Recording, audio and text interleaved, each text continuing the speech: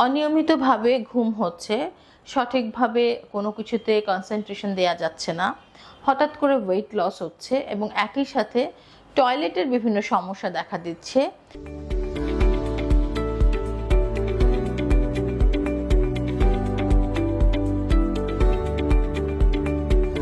অনিয়মিতভাবে ঘুম হচ্ছে, সঠিকভাবে কোনো কিছুতে কনসেন্ট্রেশন দেয়া যাচ্ছে না, হঠাৎ করে ওয়েট লস হচ্ছে এবং একই সাথে টয়লেটের বিভিন্ন সমস্যা দেখা দিচ্ছে।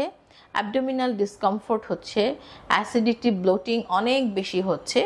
এই সব কিছু মিলিয়ে যখন একটা পেশেন্ট আমাদের কাছে আসে, আমাদের মাথায় বিভিন্ন ডিফারেন্সিয়াল ডায়াগনোসিস ঘুরতে থাকে। আইবিএস এটার মধ্যে অন্যতম। এই আইবিএস সিলেকশন বা ডায়াগনোসিস করার জন্য আমাদেরকে অন্য রোগকে এক্সক্লুড করতে হয়, যেরকম ফ্যাটি লিভার আছে কিনা, একটু বয়স বেশি হলে ক্যান্সারের কোনো বিষয় আছে কিনা, কার্সিনোজেনিক কোনো ইস্যুজ আছে কিনা, এছাড়া টিবি বা টিউবারকুলোসিস আছে কিনা, এবং সর্বশেষ আইবিএস। সো আইবিএস এর ক্ষেত্রে আমরা এগুলো এক্সক্লুড করে দেন ফুড অ্যালার্জি টেস্টের মাধ্যমে সঠিকভাবে বুঝতে পারি যে কোন খাদ্যে আসলে আপনার প্রবলেম হচ্ছে।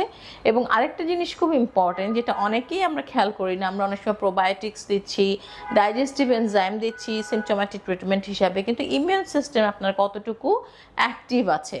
ইমিউন সিস্টেম যদি অ্যাক্টিভ না থাকে তাহলে আপনি যেই ডায়েট প্ল্যান দেন, যেই ওষুধ দেন, এটা ঠিকমতো কাজ করবে না। আপনার হজমের জন্য ইমিউন সিস্টেম ভালো থাকাটা খুবই জরুরি।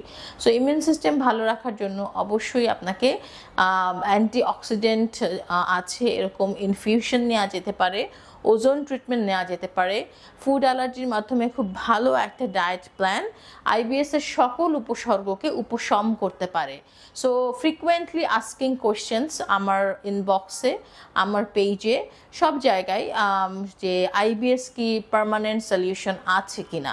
সো আমি যে কথাগুলো বললাম এগুলো যদি একটু সায়েন্টিফিক্যালি চিন্তা করেন যে immune system boost up, food অ্যালার্জির মাধ্যমে প্রপার একটি ডায়েট প্ল্যান। সো এই ডায়েট প্ল্যান এরকম না যে কার্বোহাইড্রেট একদম বাদ দিয়ে দিব, আমরা ফ্যাট নিয়েই শুধু আমাদের বডি বিল্ড করব। সো এটা আসলে পেশেন্টের বয়স অনুযায়ী কিন্তু ডায়েট প্ল্যানটা ডিপেন্ড করে। আবার এমন ডায়েট প্ল্যানও দেওয়া যাবে না যে একটা ওয়ার্কিং ওমেন বা অথবা ওয়ার্কিং ম্যান এই ডায়েট প্ল্যানটা ফলো করতে পারছেন না, because most of the time সে ঘরের বাইরে থাকছে।